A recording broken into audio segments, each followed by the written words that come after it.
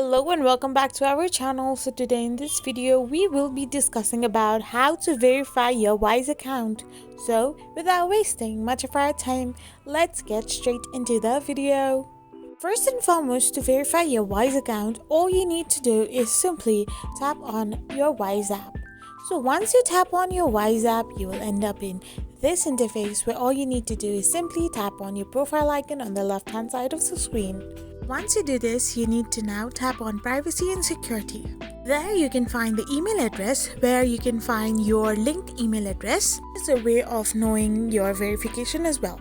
However, to get verified in your account, all you need to do is simply tap on the send option. Once you tap on it, you need to now tap on the continue option. Now here, simply tap on add, which will allow you to get the recipient first and enter the bank account and connect a bank. Once you are able to connect a bank account to your Wise account and do the instant verification as given on screen, we'll be able to verify your Wise account. I hope you found this video helpful, so don't forget to hit that subscribe button and do give us a thumbs up.